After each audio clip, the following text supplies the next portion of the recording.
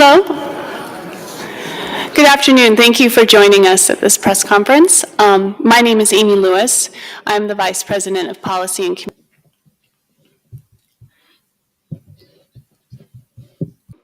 Back in 2009, my organization was the first to make the first global call to protect half of Earth's land and seas. In the aftermath of that announcement, we received a lot of feedback. One of the emails we received was kind of representative of many of them. It was from a top-ranking conservation leader in a top-ranking conservation governance organization. And it said, "Of course I privately agree with you, but publicly I would never say what you're saying because I would be laughed at, and you will be too." We've since framed that email and put it in our office. What is shocking to me and of the utmost disappointment is that after 12, 13 years, as the body of evidence has increased, and you'll hear about some of that evidence here today, as the body of evidence has increased that 50% is the minimum target to save life on Earth, we are here at COP15, where ambition is being framed as 30 by 30. At this critical moment, when we're not looking at the collapse of biodiversity, we're looking at the collapse of life. This convention is not named appropriately. It should be the Convention on the Protection and Conservation of Life, because that's what biodiversity really is. We're here, and I'm here as an activist in this movement, experiencing one of the greatest letdowns of my life. Because for 12, 13 years, we have been gathering evidence that demonstrates that 50% is the minimum target. And in this critical moment in our history, ambition is being framed as far less. Not only is this a letdown, but essentially, it's essentially demotivating not just me, but all the other activists, the youth activists, the people who will come after us, should we still have a biosphere for them to live in. It's demotivating all of them and diminishing our own ambition, because what our leaders are telling us is that political expediency is more important than life on Earth. I have described this as reverse Viagra for conservation. At a moment when we should be more enthused about our ability to change the trajectory of our planet and change the course of history, we are in fact giving in to apathy and to timidity because we don't want to be laughed at. Now is not the time to be timid. Now is not the time to be diffident. Now is the time to step up to our heroic potential and do what is necessary to ensure a sustainable and healthy future for the 8.7 million species that we share this planet with and our very own civilization. I now am honored to hand this over to one of the foremost scientists in our movement, the distinguished Dr. Eric Dinerstein, who is the Director of Biodiversity and Wildlife at Resolve, and he will be joining us via Zoom.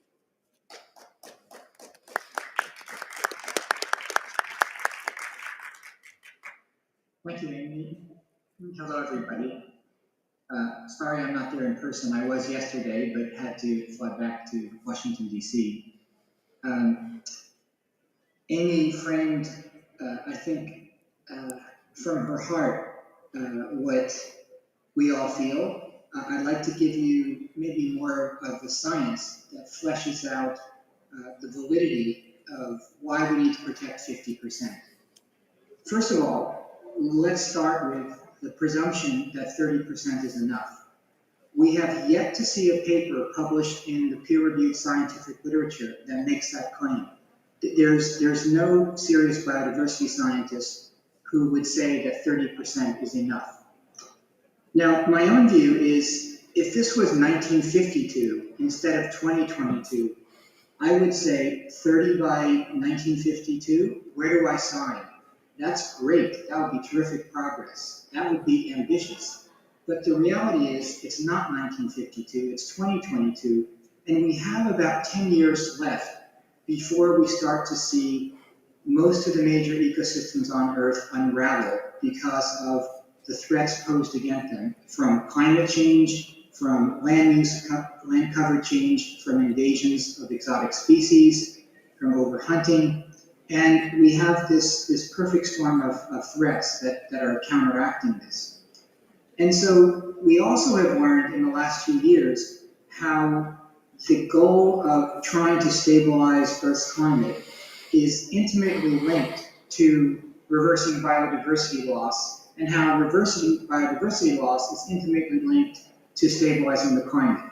In other words, they're interdependent. There are many examples of that, from tropical rainforests, because of their diversity, you're able to sequester more carbon, to coral reefs because of their diversity to be able to sequester more carbon, and the effect of rising sea surface temperatures or rising temperatures on land affecting both have negative feedbacks to tropical forests and coral reefs. So the case is made, there is this interdependence, and the simplest way to say it, as we biologists would like to put it,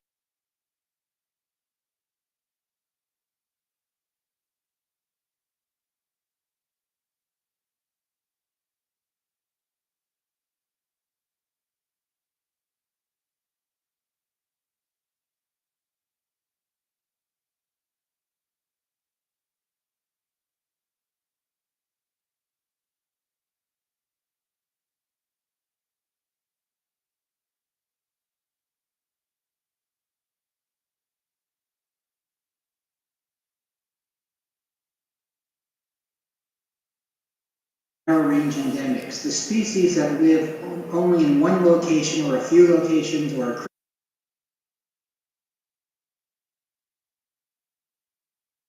of our study was that if we protect only 2.3% more of the Earth than the terrestrial Earth, than the 15% that's already protected, that we would get 85 to 90% of the rare species that have very narrow ranges.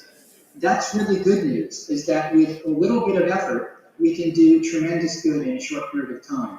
But that's not by far the whole picture of biodiversity. We have other elements that require much larger areas, whether it's wide-ranging, low-density species like the top predators or very large herbivores, or it's maintaining the ecological functions of systems where some phenomenon like large mammal migrations, the most endangered ecological phenomenon on the planet, need gigantic areas to continue to operate. We also see the critical role that natural habitats play in sequestering the Earth. So a quarter of all greenhouse gas emissions each year are sequestered. So just to close on this is that there are these multiple layers of biodiversity. When we say biodiversity, we mean the variety and variability of life on Earth, that when you add these up, it comes to close to 50%, about 46%. And then when we ask the final question, what would it take to connect all of the natural habitats on Earth with corridors about 2.5 kilometers wide so the species could move up and down mountainsides across habitats? That adds another about 4.6%, so we get to close to 50%. That's where the number comes from. That's scientifically valid and defendable. The question we need to ask to ourselves is, if this were in the time of Noah, would he have been satisfied with only 60% of an ark? Why would you not build out the rest of it? And that's the question that we face today. We only have 10 years to do it. So we urge everybody to follow the science that leads us to sound policy and leads us to 50%.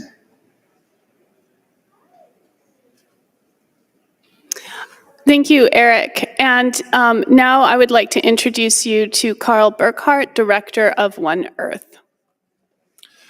Hi, everybody. I was glad you told the story about people laughing when you first released that. And I remember at the time I was the director of science and technology at Leonardo DiCaprio's foundation, and we read it really carefully. And I was like, is 50 even possible? And instantly we saw some of the attacks on it. And what it reminded me of, I was a young journalist at the Copenhagen climate talks, which was many, many years ago. And I was a lot younger and more energetic then, but I remember a lot of us were advocating for the 1.5C target in the climate convention, and we were laughed at. People thought we were totally crazy, and the sensible people were arguing for 2 degrees Celsius as the North Star for the climate convention. And for many years there was a war between 1.5 and 2, and then in the Paris Agreement it landed on let's have 1.5 and 2. So they're both in the Paris Agreement now. But 1.5C is now largely accepted as the kind of the goal that we're all heading toward on the climate side.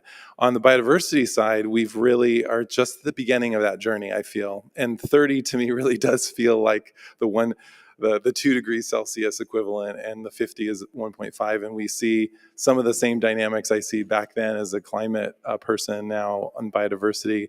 And I want to say, I'm going to project a positive message that I think we will eventually, as we advance in the coming years, we will move closer and closer to acknowledging the reality of this higher target and why it's necessary.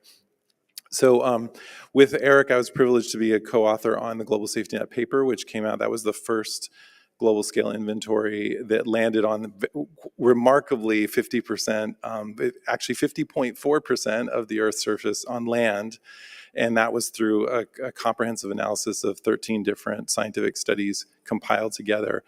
And so that for me was when Amy, I remember, released that began our journey in questioning from the scientific perspective, is this real? Is this doable? Is it necessary? All of those things. And so through this study, we found that is the case. So it's a primary backing. Also, interestingly, people do use it to reference and support the 30 by 30 target, because they're a subset of those layers that that Eric Dinnerstein just mentioned.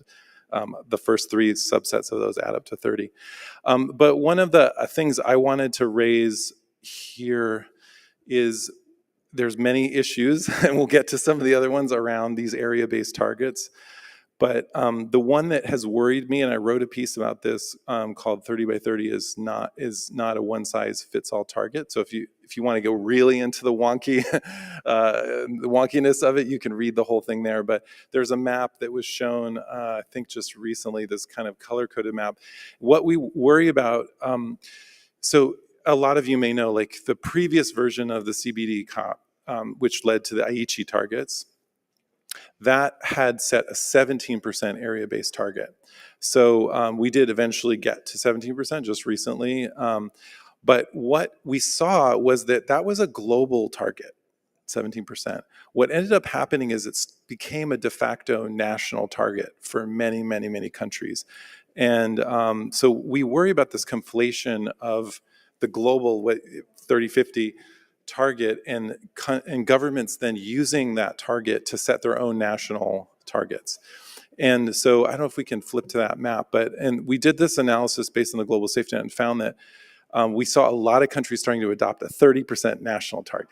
So just to make this clear, because it's a little nuanced but really important to get, is that there's roughly a third of the world's countries that are highly converted, and often these are countries with large rural populations. And so they really cannot get to a 30% target. And if they push to a 30% target, it would result probably in human rights violations and issues displacing rural peoples.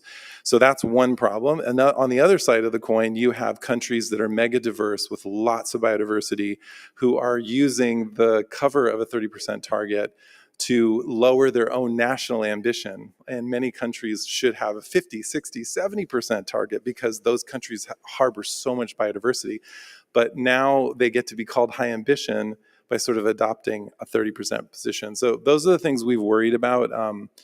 And we can, if people are interested, we can circulate that map so you can see. And then right in the middle spot, there are about a third of the world's countries that a 30 by 30 target might be a decent fit for now. So I just wanted to point out that's one of our main political concerns here with that target. So that's the wonky section of the press conference. I'm going to hand it over to Julie Jackson, who is, well, you can tell yourself, founding Grounded Thank and you, great Carl. activist in this space.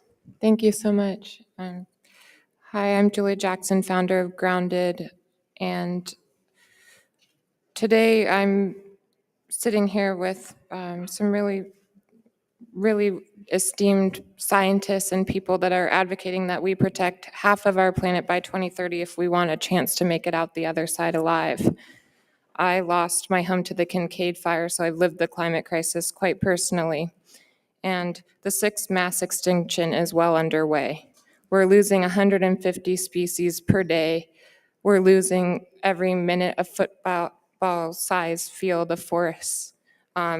We are killing 100 million sharks per year in our oceans. We're killing and killing and killing and destroying. I don't think that carbon capturing technologies will be the solution to solve the climate crisis. And the Convention on Biological Diversity receives far less media and attention as UNFCCC, but is equally, if not more important.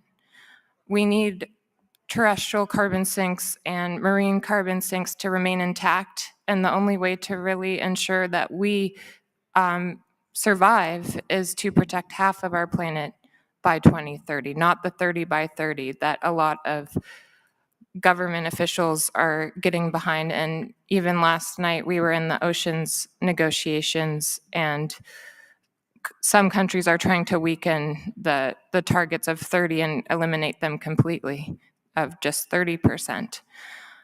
We joined a campaign alongside AVAAZ, One Earth, and many NGOs and 3 million other signatures around the world alongside Mark Ruffalo and Meryl Streep and Hilary Swank to sign on. It's a public letter to plead to delegates that we absolutely must protect half of our planet.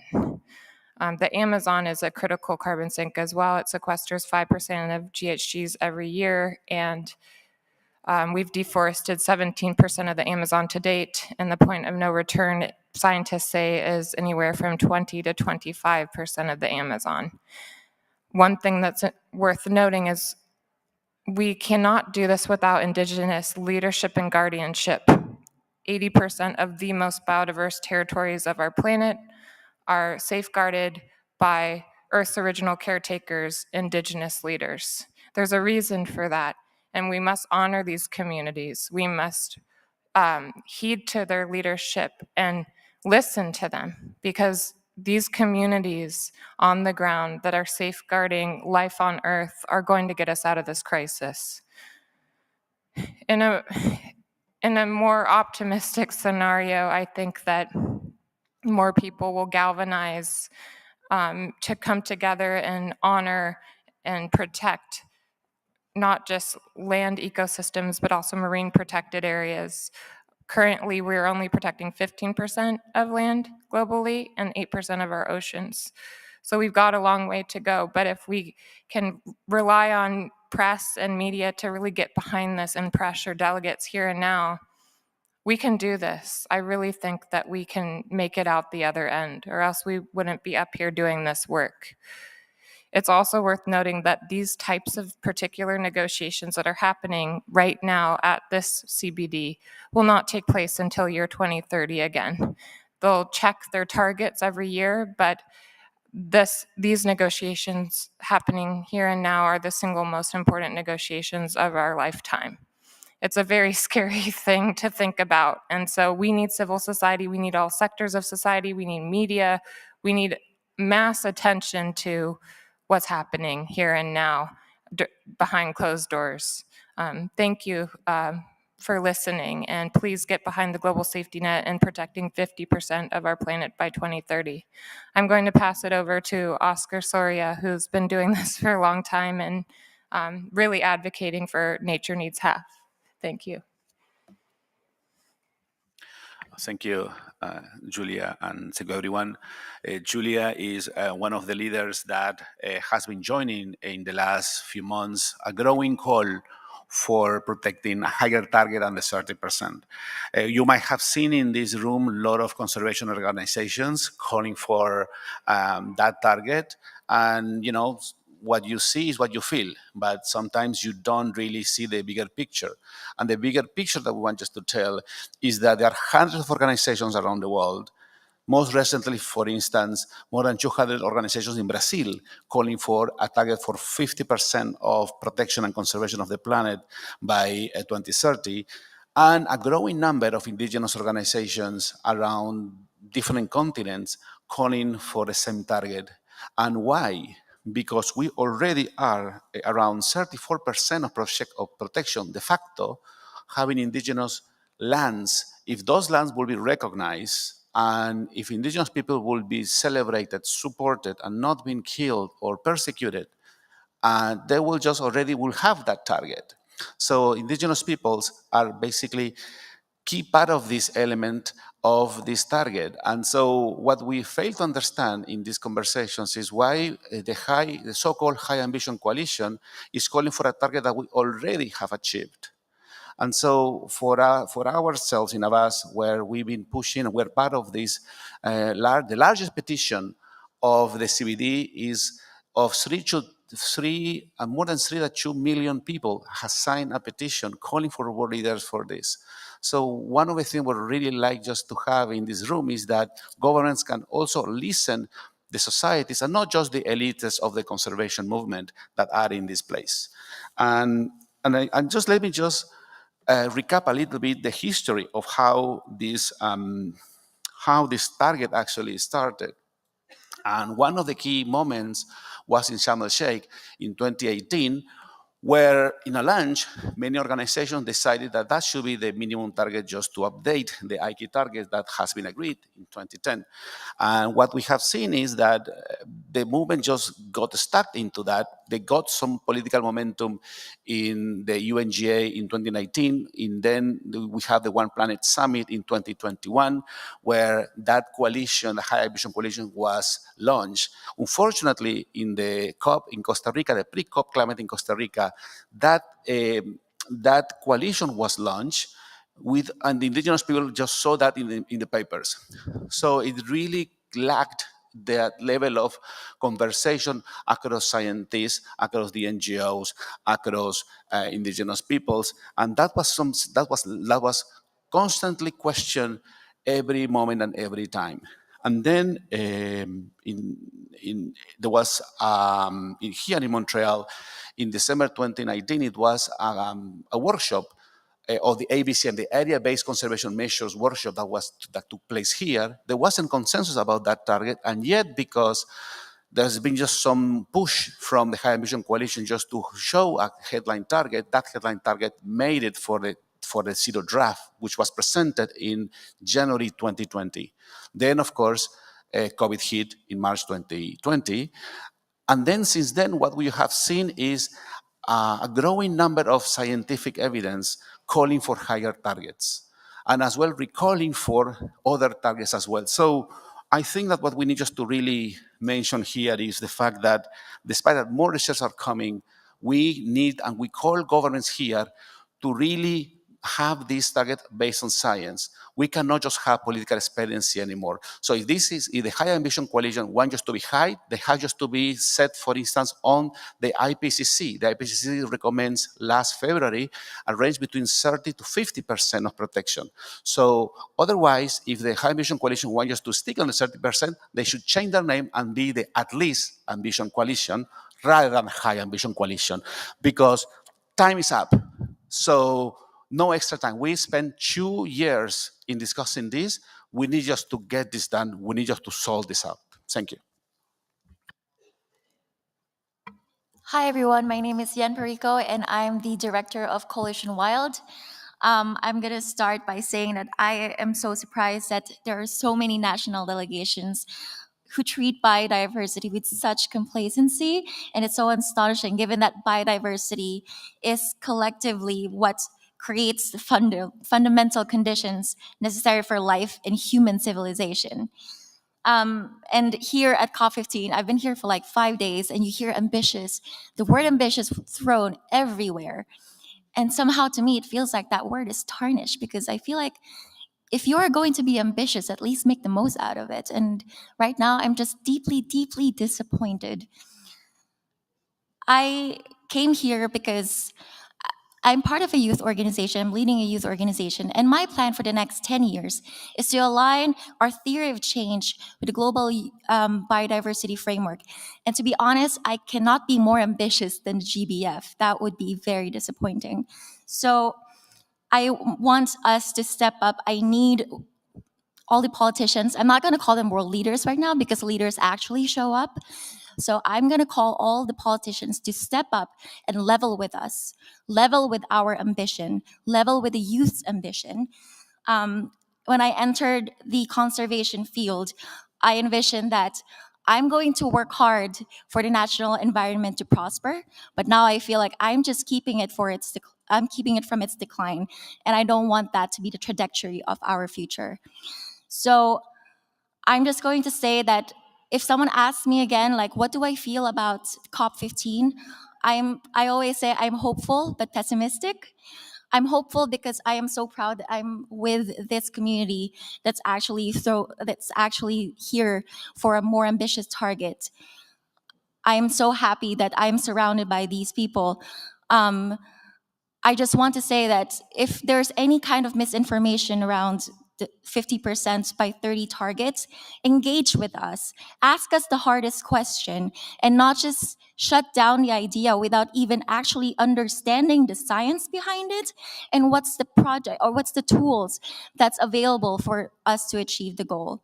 So I am formally inviting everyone in this room to engage with us tomorrow at Humanity Hotel from 4 to 7 p.m. We will invite Indigenous leaders, someone from the tenure facility, to discuss how we are going to use, or we're going to have the ecological necessity for 50%, and how we're going to leverage this to double Indigenous land tenure. Engage with us, ask us the hardest question. We're ready for you. Thank you very much.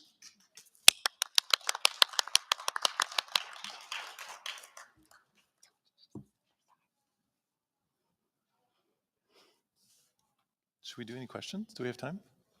Does anyone have any questions? There was a lot. That was a lot. Are we choosing our own questions? Yes, you, please. So we've seen COP after COP after COP with very little results towards where we need to go. There's no teeth in any of these. I'm wondering what you think as criminal law of ecocide internationally could do to support your and our need for these solutions.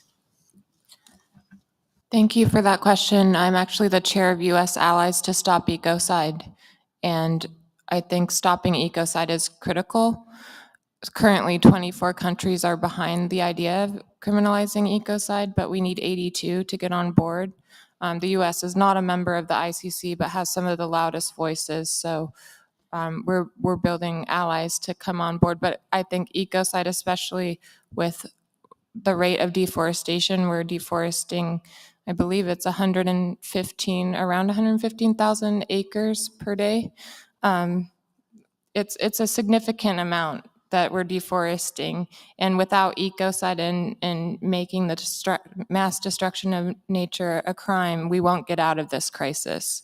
The rights of nature is also critically important, but I do believe that criminalizing ecocide as the fifth crime against peace is imperative if we want to survive as a human species.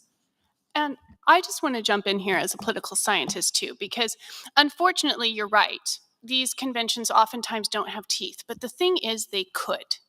And we need them. We do need them because we have to coordinate action at a planetary scale, which we've really actually kind of never done before. We've had a little bit of practice with the climate crisis, but we're still figuring that out, right? So we need this to work. But we've clearly seen that our leaders are too timid without our help. And that's why we have to make visible constituencies to support them, whether it's around ecocide, whether it's around half, whether it's around 1.5 degrees. We have to use our voices and our bodies to show visibly that this is unacceptable. We have to lead our leaders. So don't give up on COP, even if you're giving up on some of the leaders here. But embrace your own responsibility and your own potency, your own ability to change the world. I just want to add a little bit on what Amy said. I think that we have the opportunity here to hold the parties accountable.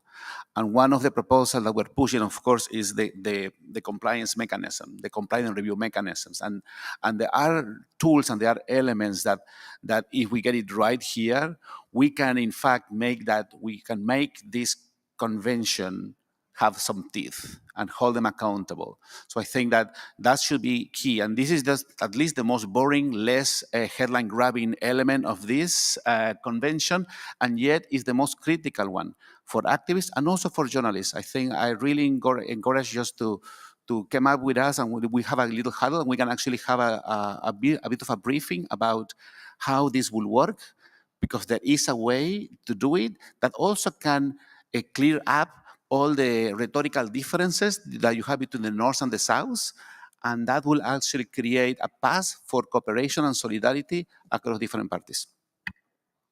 Can I just add something that I think it's time for us as well to remember that 35 years ago, we were successful with the Montreal Protocol, and we are here in Montreal. Why don't we make this a round two? And I'm really hoping that we could do that. Yes, sir.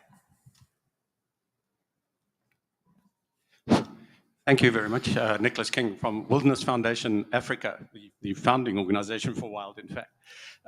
Fully in agreement with all of this. We need to push for the 50% by 2030, of course.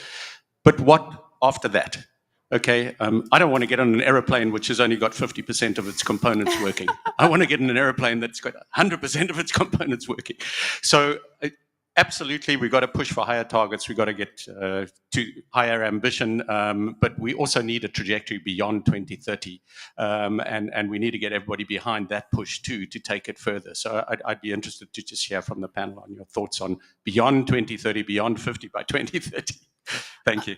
So thank you, Nicholas. And I just want to give a shout out to Wilderness Foundation Africa and Wilderness Foundation Global. We are our sister organizations. And our founders, Ian Player and Makubu Ntambela, got into this work not to save any one particular species or one particular place, but to literally transform the relationship between people and the natural world. And the Nature Needs Half, when it started at WILD, it was, I mean, the 50% target was there, but that was just an intermediary to actually repairing and restoring a healthy and respectful relationship with the rest of life on Earth.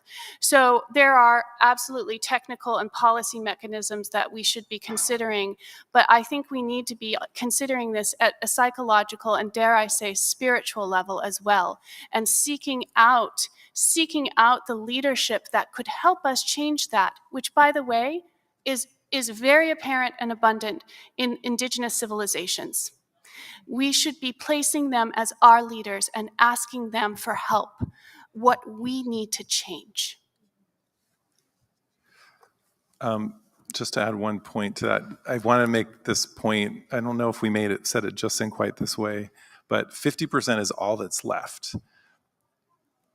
I mean, that's in terms of habitat for biodiverse systems, that's the remaining potential area that's left for them. You know, and in the conversion of land in the 20th century, during that time where we had a lot more land, we've lost 70% of all populations of species. So as our population, of course, has grown. So we got to start, it's like the triage in the hospital room. We have to start with what we have. But the vision of an ecological civilization, which the Chinese leadership actually put forward, which is a beautiful idea, which is a long-term vision to have 100% thriving and biodiverse. But we at least have to preserve, like as you said, the Noah's Ark, like where all of our remaining species are, and then we can build out from there. And I know there's one young woman who was trying to answer a question. I feel like, do we have time for? Just before one thing I wanted just to say is the trajectory. So one of the things that we just mentioned in AVAAZ is that we need to have basically three elements to go beyond the 2030 agenda. One is equity and justice, right-based approaches, and ecosystem-based approaches. This means that we need, from one side, really strengthen the mechanism of review and transparency and compliance. So therefore, we give the process the credibility that is needed to really ramp up the ambition. On the other hand, what we really need, and that's basically what we're gonna fight for from January 2023, is a deep reform of the financial systems, because we need to change the economy. We need just to make an economy that works for the billions and not the billionaires. And this means, this really means that we need just to change the way that we produce the economics. And thus, it will give us the chance to really create the transformation. So it is about ecology, Bretton Woods, and that's going to be our message from 2023. I'm getting signals from the audience that we have to cut this short. Some of us have to leave immediately, but the rest of us will be available to answer your questions up here. Thank you. Thank you.